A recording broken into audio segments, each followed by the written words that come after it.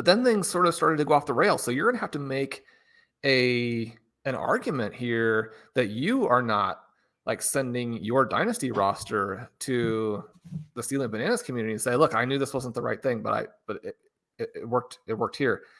You took Christian McCaffrey in round 4, J.K. Dobbins in round 6. I want to give you a hard time about this, but Christian McCaffrey in round 4 does seem like a pretty good deal. Yeah, I didn't want to take him. I mean, we were talking on the show last time when we talked about this startup about what the pick would have been at 211, and I was giving you a few options that included McCaffrey and Kupp. Kupp ended up going right after that point. McCaffrey more than a round later. And ultimately, yeah, I stopped his skid. I still took him ahead of DJ Moore and some receivers that I probably should have taken. So I was smiling as you were saying I'm going to have to make the case to the Stealing Bananas listeners that I didn't do that. The case for me is Christian McCaffrey still only, he was still only 25 when I made the pick. He's about to turn 26, but I could tell myself I didn't take a running back that was older than 25. He was 25 when you were on the clock. I like that. He's 25 and 351 days now. So I still have 2 more weeks that I can say that I did not take a running back that was older than 25. He'll be 26 shortly. But it's McCaffrey. I mean, the way that I look at it is essentially I think McCaffrey still has at least 3 good seasons in him. I know he's had a lot of injury issues. I'm not ever comfortable. The way that I always like to say it is you don't pay for past running back production, right? I don't think I actually had to pay for past production here, right? We got a pretty significant discount to what McCaffrey's done. The other side of it that we always talk about is as soon as a running back stops producing at the level he was, you're probably just going downhill from there. You can't really expect a huge rebound. We talked about this with like Zeke going into last year, and I think it's very true of Zeke going into this year again. But McCaffrey, when healthy, has continued to produce at a high level. I wrote about it a little bit earlier in the offseason in Stealing Signals, where his points per game were down. He played 7 games as all last year. 2 of his games, he barely played. He left 2 of them early. So the other 5 games he played, and even in one of those, his return from injury, I think he only played like 49% of the snaps, very low by McCaffrey standards. But the other 5, his average snap share was like 71%. It was this lower range of his workload. A lot of times he's up in the 90% plus range. And people have said McCaffrey's workload is going to come down, or it needs to come down, or what have you. And then what is he? Well, when he was in the 70% range last year in those 5 games, that was sort of his average snap share. He still averaged over 20 points per game. I don't have the exact numbers in front of me. I think he had 4 of those 5 games were over 20-point games. Had a few 25-point games, and his touchdown rate was way down as well because it's a very small sample. Touchdown rate probably still not going to be good because Carolina's not good. But I still see this as a guy who can be like the one-of-one type player in fantasy any given season. And that maybe doesn't happen in 2022, but I kind of feel like he's still going to have a stretch like that at some point. He's not going to just be hurt. I mean, maybe he gets hurt again in 2022. I don't know. But then I'm probably going to be holding him. And he's only 27 now in 2023. I think he still has a shot in 2023 to have that, one-of-one type of year where he has to be that player. So, well, you're really it wasn't about taking a running next back. Summer. Yes, he'll turn 27 next summer. Right, but during the window that you're mostly interested in, 26. No, those are great points. I mean, you look at the things that could happen here is that you lose 5 points per game off your scoring. And the similar thing that we were talking about with Cooper Kupp, it's like if you lose 5 points per game, what are you? Well, you're still the number 1 player at your position. The other thing is that you lose a pretty big chunk of touches, but I mean, are they going to limit the high value touches? Because one of the great things about Christian McCaffrey is that his stardom is sort of predicated on dominating the most important plays. Yep. And so you can remove some of the touches, and yeah, it does knock your score down a little bit, in part because, Christian McCaffrey is not Jonathan Taylor in that you would expect him to break a lot of 60, 70-yard runs, but he can create big plays. And so, a touch from the 20-yard line could go for 30 yards. Certainly a random play from the 20-yard line could be a dump-off pass that he then takes for 25 yards, and you get the reception on top of it. That's 3.5 points, right? I mean, you don't necessarily want to lose that opportunity, but there are lots of scenarios here where a healthy Christian McCaffrey you're going to score when you can do what he does. It's a very unique profile, not just because he's a pass catcher, but because his ability to run routes and to separate is, I mean, it's better than any possession wide receiver, right? So when they use him like that, he's completely uncoverable. So you hope that the Carolina Panthers don't do something that's just patently absurd. That's the only way that you would really hold him down. The other thing here, I think, from a dynasty perspective, is that we're essentially looking at all running back assets in dynasty from what they can do for you in that year. That's one of the reasons why we have a lot of wide receivers and just 2, 3, 4 running backs. The question then is, in terms of how you're paying and how you're setting your roster up, do you have enough overall trade value represented in your roster to take some of these occasional hits on somebody who maybe goes to zero?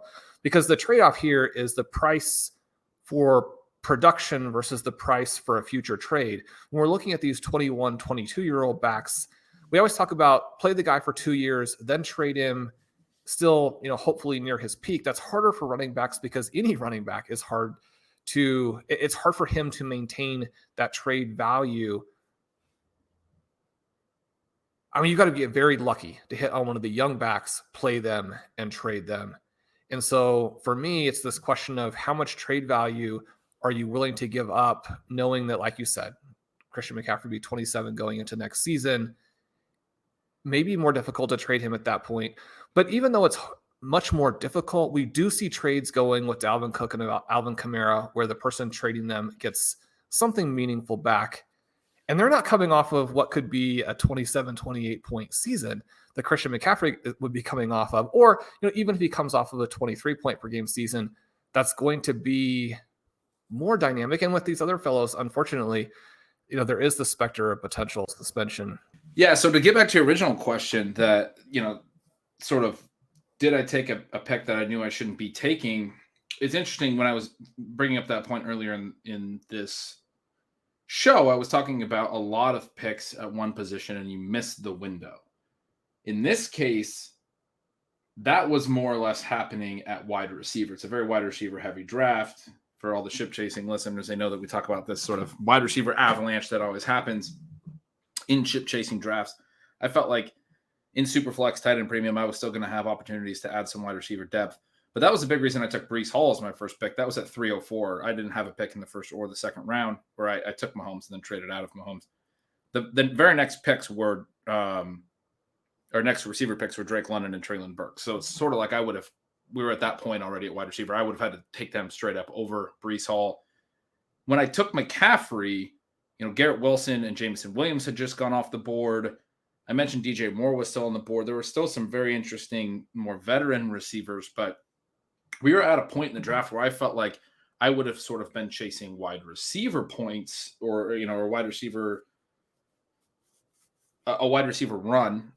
And one of the things I considered with the McCaffrey pick, well, there's a couple things I considered. One is that I still think he can gain value from there, even though he is an older running back. As we're talking about, if he has that type of monster year, if he stays healthy and is still the player that he was, I think I can get a better trade value out of him. If he scores 25 points per game, you like him above the 402, even in your league that values wide receiver. Right. I think so. I think absolutely. The other big consideration I was having was, I think there are scenarios where, and a lot of my league mates listen to the show, so maybe I'm going to screw myself here, but there's scenarios where I can trade McCaffrey in the regular season, or it's a best ball dynasty league, but there's a trade window in season. I maybe could trade him in season in 2022 if he's healthy and producing to a team trying to make a run into, the postseason. And this is a 6-league tournament where each of the 6 leagues, there's one overall champion. People are going to want to have a lot of firepower. If you have a healthy Christian McCaffrey scoring at a really high rate, I think he's going to have a lot of trade value in that trade window, which is a little bit later in the year in this league. I think it's like week 10 or week 11. So I think there's multiple scenarios where McCaffrey doesn't even make it on my roster into next offseason, which is part of why I was okay with the J.K. Dobbins pick as well, because Dobbins a little bit younger, I think, is another one that from where I took him can gain value. I sort of looked at them as independent picks. I'm still trying to build the best roster for 2024 and beyond.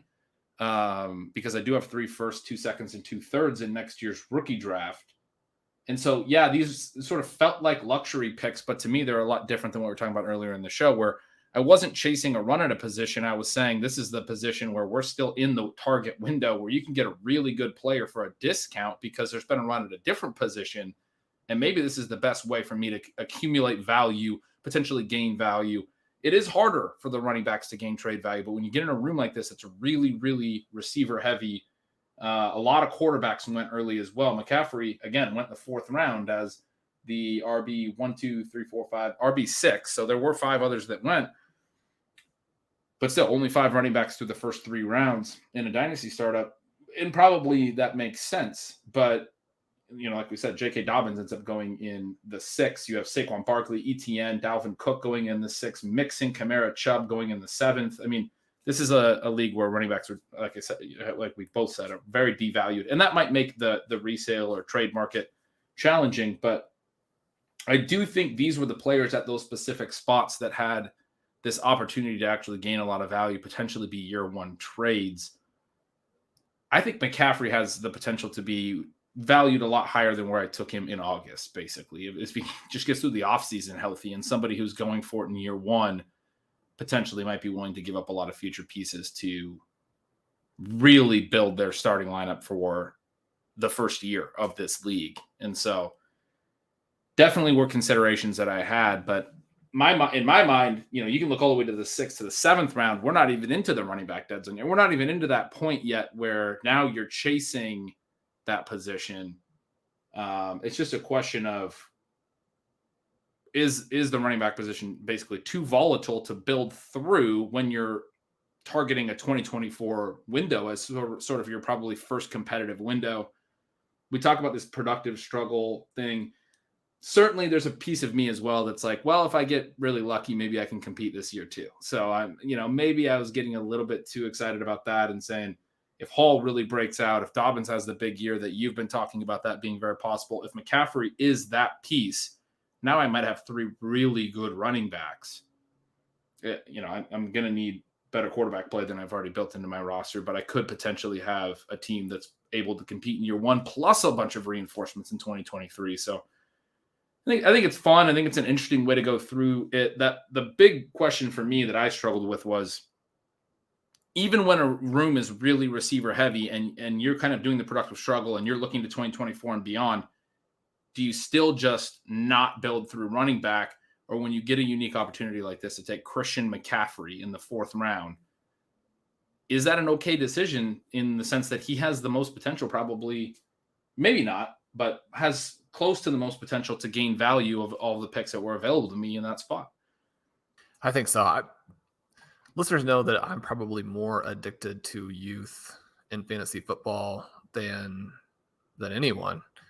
And yet, running back 6 for Christian McCaffrey is too low, right? It was a difficult decision for me to move Breece Hall ahead of him as the running back 2.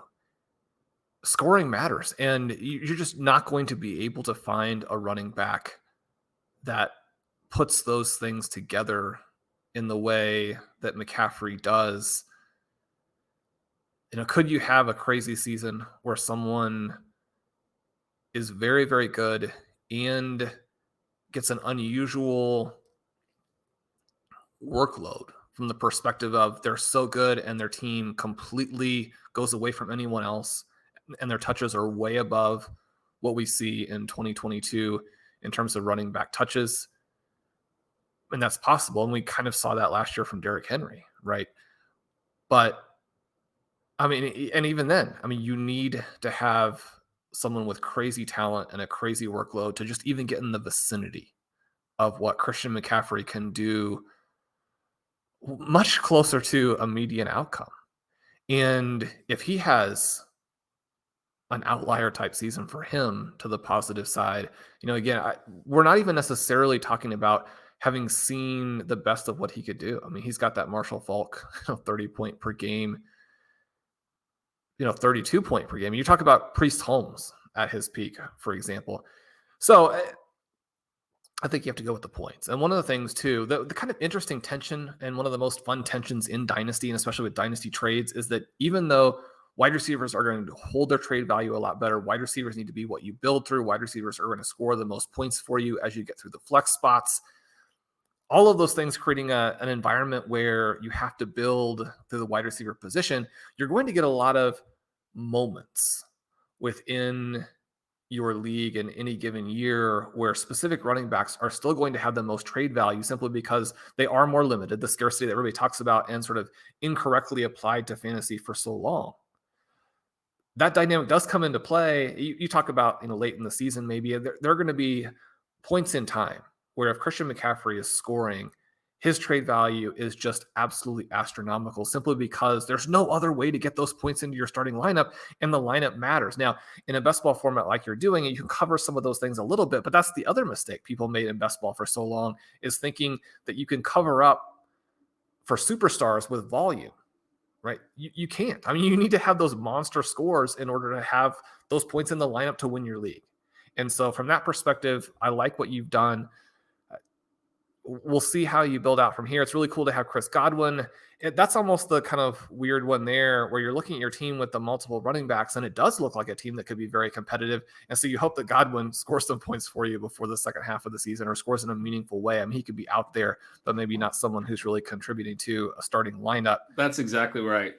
There was a tension there for me, but I decided to continue to focus on the long-term build. I mean, the way I look at it is, even if I don't ever move McCaffrey, I do still think he can be very good in 2024, almost regardless of what happens in 2023. I don't think Christian McCaffrey, I just think he's such a unique player, as you just described. His median is almost everyone else's ceiling, where even if this year is like really bad for him in any imaginable way, he still looks like a guy who can be productive for me next year.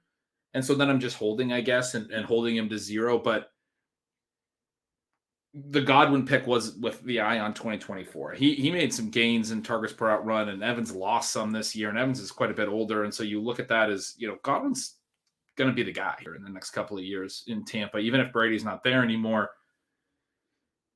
Most of my other picks, I'm still eyeing this 2024 window. I'm not as deep at receiver as I want to be, but with all those 2024 picks, I mean, we talked about our rookie draft. There's almost no way I'm leaving that rookie draft without like 5 more receivers, coming in next year. And so, I mean, that's what I'm going to want to do. And so I'm already telling myself that, well, like, this is setting up perfect where next year I'm going to have a need at the position that I'm going to want to draft, and everyone else in my league is going to want to draft it too. They're very wide receiver focused, but I'm going to have a lot of firepower and the ability to do it, to draft a bunch of receivers that I like in the 2023 class.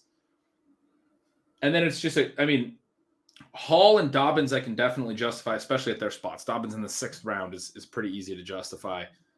And Hall is a guy as a 21-year-old rookie is more of a long-term play. The McCaffrey pick is the one that stands out the most to what I'm doing otherwise. I tried to do everything else that way. And then worst case scenario sort of for me is I basically just have McCaffrey's points this year. It hurts my draft pick for next year, which is probably not ideal. But I go into next year and I still actually like what I have in Christian McCaffrey for 2023. And I get to add all this firepower youth. And I think I'm really ready to compete right away in 2023.